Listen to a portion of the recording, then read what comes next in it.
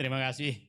Saya pikir tadi seminar sudah selesai setelah pembicara Pak Mulyadi sudah menyampaikan. Kalau logat saya dengan beliau sama, mungkin juga sama dengan Sambo, tapi garisnya beda.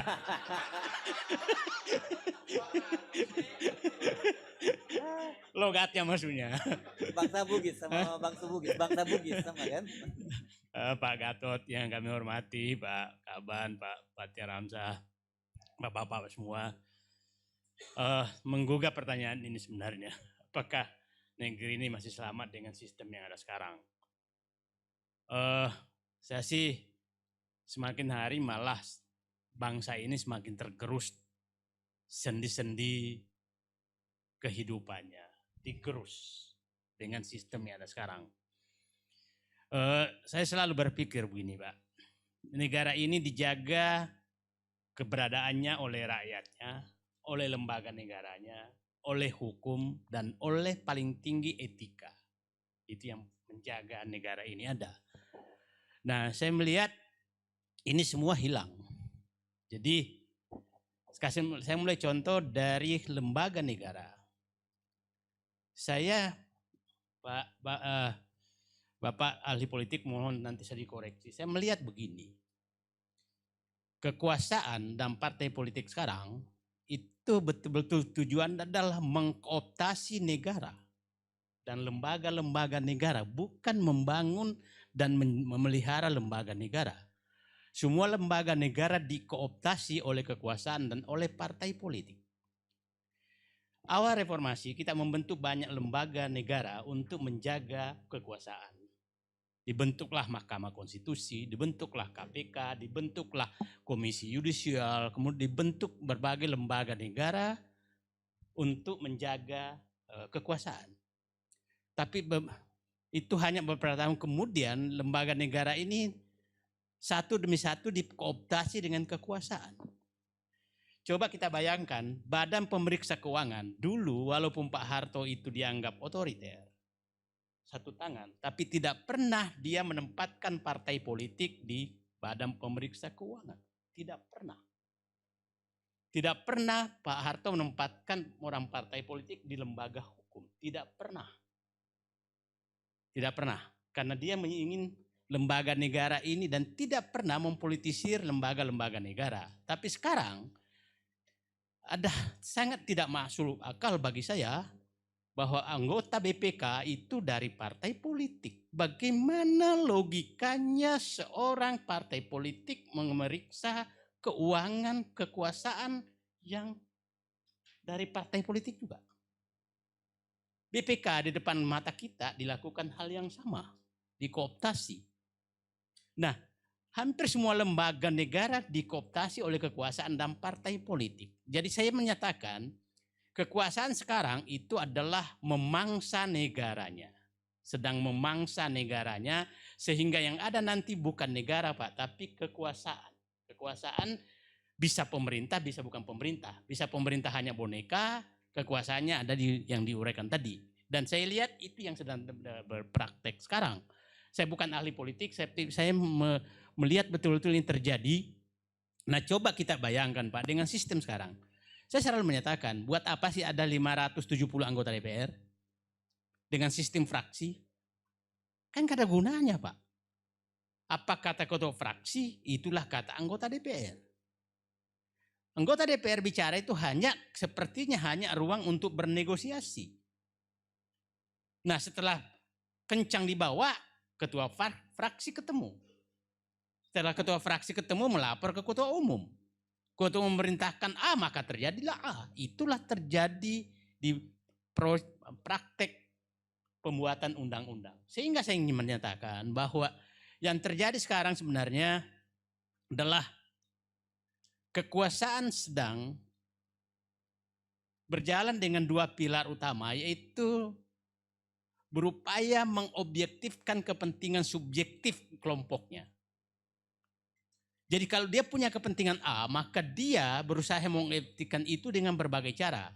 Caranya lewat buzzer, seakan-akan itu kebenaran, dan mendelegitimasi orang yang berbeda dengan itu, lewat media massa, Nah, tapi kita harus bersyukur juga.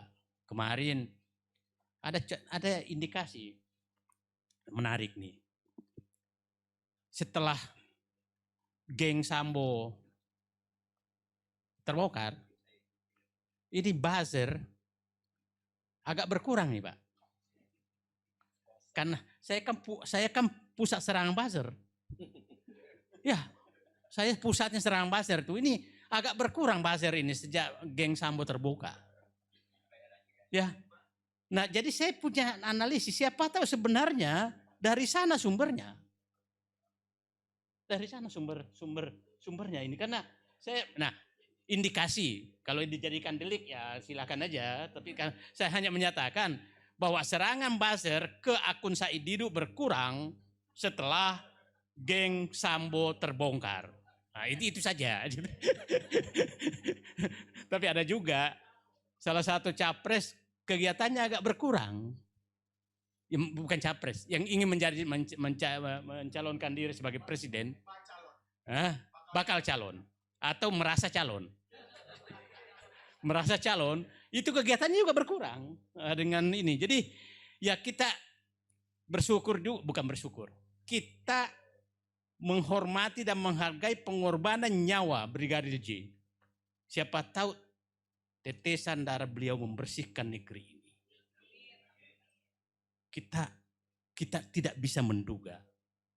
Nah, oke, saya ingin masuk sedikit di prakteknya apa sih sehingga terjadi? Saya bilang begini, saya ingin menyatakan Pak, bahwa sepertinya negara akan hilang dan menjadi kekuasaan dan penguasa. Itu negara akan hilang. Karena negara kan terdiri 3 unsur minimal ya Pak, kalau nggak salah kan. Pemerintah, rakyat, dan wilayah. Nah, ini kan semua diberikan tugas untuk menjaga negara ini, maka penguasa ini harus disiapkan lembaga negara untuk mengawasi dia, ya kan Pak? Rakyat diberikan kekuatan untuk mengawasi kekuasaan lewat DPR. Nah, tapi semua ini dikooptasi oleh kekuasaan, sehingga menurut saya yang ada sekarang itu negara sudah hilang. Yang ada di negeri ini adalah penguasa, tidak ada lagi negara. Karena rakyat dikerdilkan, lembaga-lembaga negara dihilangkan, dikooptasi sedemikian rupa. Nah, sehingga tidak ada lagi tidak lagi lembaga yang bertugas sebagai lembaga negara. Nah, saya ingin kasih contoh lah. Supaya ini BUMN itu dibentuk namanya Badan Usaha Milik Negara. Bukan badan usaha milik pemerintah. Apalagi milik nenek lu kata dia kan. Apalagi ini pribadi. Coba Bapak, saya dapat cerita menarik Pak. Bahwa ada tim sukses besar. Tim sukses yang dianggap sangat berperan. Sakit dan butuh biaya besar. Dicarilah BUMN yang fasilitas kesehatannya besar. Sehingga mampu membiayai kesehatan bekas relawan tersebut. Coba bayangkan rusaknya moral negara ini seperti ini.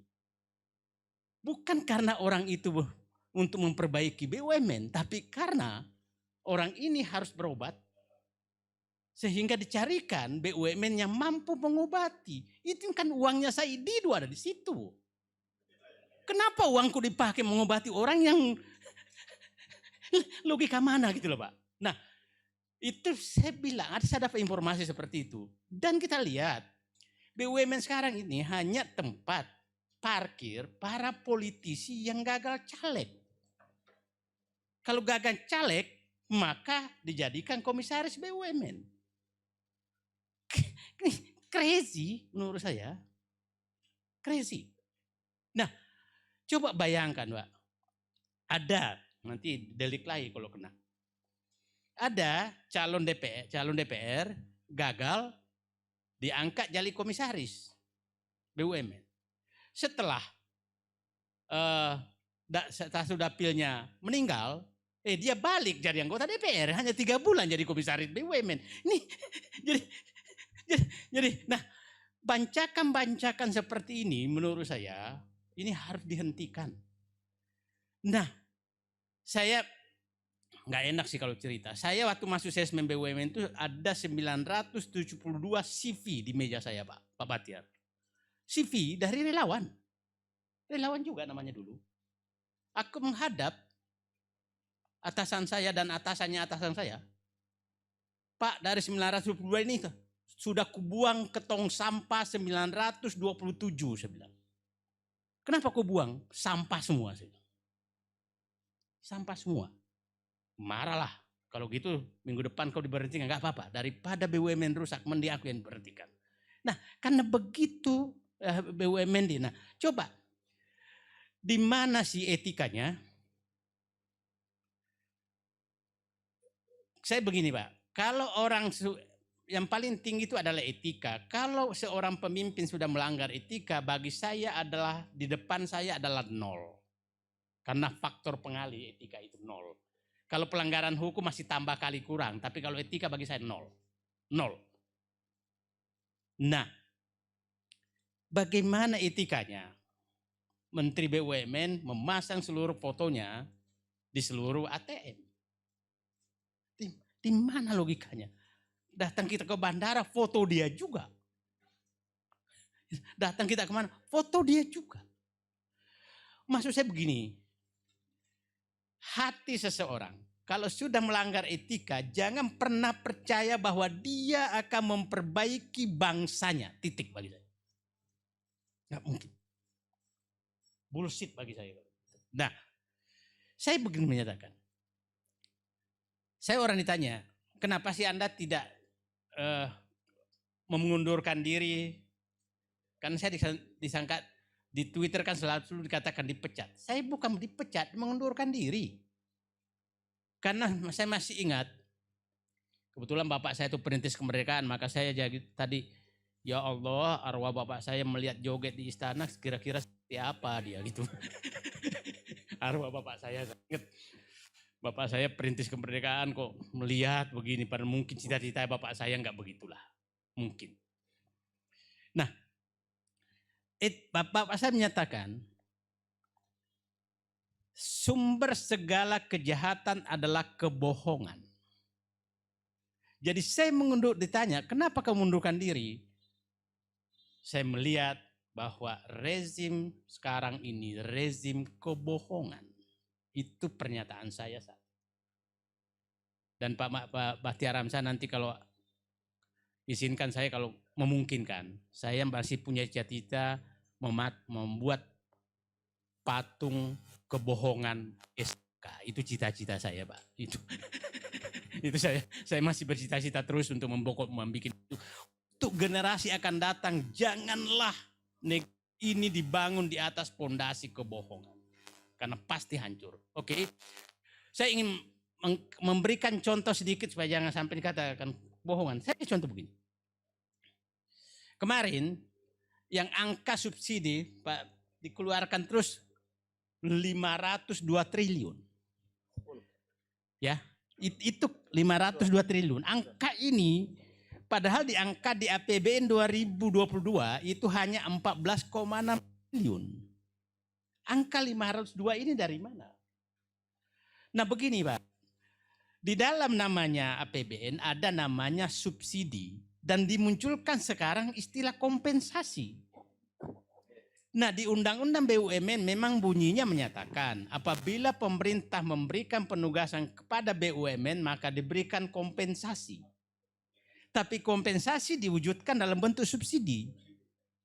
Kenapa kompensasi itu dilarang? Kan begini, itu namanya non-budgeter, off budget. Karena tidak ada dalam APBN. Nah, cara mereka membohongi kita semua adalah dengan membuat dana kompensasi. Nah, karena dana kompensasi itu tidak ada dalam APBN. Istilahnya begini, kalau dana subsidi itu, maka ditetapkan jumlahnya berapa, siapa menerima, harganya berapa. Maksimum berapa, siapa yang menerima. Itu namanya subsidi, dicantumkan dalam APBN. Kalau kompensasi, keluarkan aja semua dulu, nanti kau hitung, kau balik ke sana tagihannya. Itulah kenapa ditagihnya tahun berikutnya.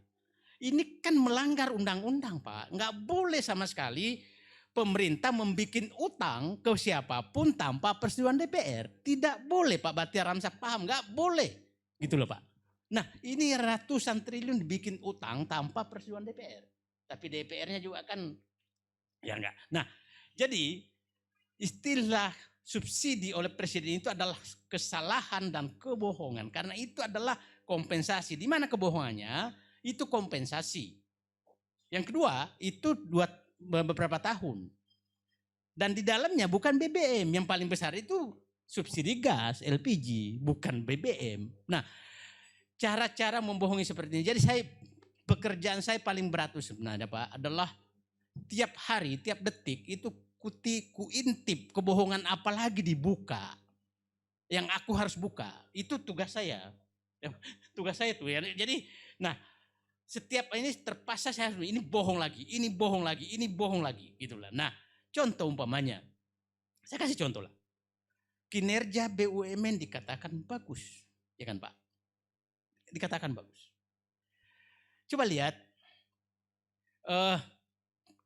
Kalau kita lihat itu kan, nah ada menyatakan utangnya juga kan jawaban mereka kan utang bagus dong kalau produktif ya kan itu kan selalu menyatakan begitu. Oke. Mari kita lihat produktifnya di mana. Saya kasih contoh begini. Kalau di perusahaan itu kan ada namanya rasio laba per aset. Ya kan itu kan paling rasional gitu kan. Maksudnya aset itu kan utang pasti masuk. Rasio laba per aset di 2000 itu pemerintah SBY itu sekitar di atas sekitar 15-20%. Sekarang sekitar 5%. Terus Anda menyatakan utang produktif. Gimana utang produktif? Nah, sama dengan menyatakan utang pemerintah produktif. Kalau utang pemerintah produktif, maka itu kesejahteraan naik, ya kan Pak? Kemudian Gini rasio membaik, ya kan Pak? Terus biaya ekonomi makin murah. Ini semua makin mahal. Kok utang dikatakan produktif? Di mana produktifnya? Nah, tapi kan kita selalu pasti dikatakan bodoh. Kalau nggak bodoh datanglah ke kantorku kita berdebat. Kan kita kira begitu. Kan jadi seakan-akan kebenaran itu ada di kantor itu gitu loh. Di ruang ini semuanya orang bodoh semua gitu. Nah, jadi saya ingin menyatakan penutup, saya katakan kalau penyimpangan-penyimpangan ini dibiarkan terus-menerus dan kita diam saja, maka umur negara yang Bapak katakan tadi, kalau baik-baik saja kurang 200 tahun, kalau ada masalah 100 tahun, mudah-mudahan masih sampai 100 tahun. Itu kalau kita diam semua mungkin tidak sampai 100 tahun. Jadi menurut saya teman-teman di sini berteriaklah demi panjangnya umur negara. Itu saja tujuan kita bahwa tidak ada tujuan lain. Negara kita semakin baik, semakin panjang umurnya dan semakin baik. Mudah-mudahan nanti rakyat yang berjoget, tapi pemerintah yang serius untuk memperbaiki kehidupan rakyat. Jangan dibalik rakyat yang menderita di luar, tapi pemerintah yang berjoget. Terima kasih. Assalamualaikum warahmatullahi wabarakatuh. Waalaikumsalam warahmatullahi wabarakatuh.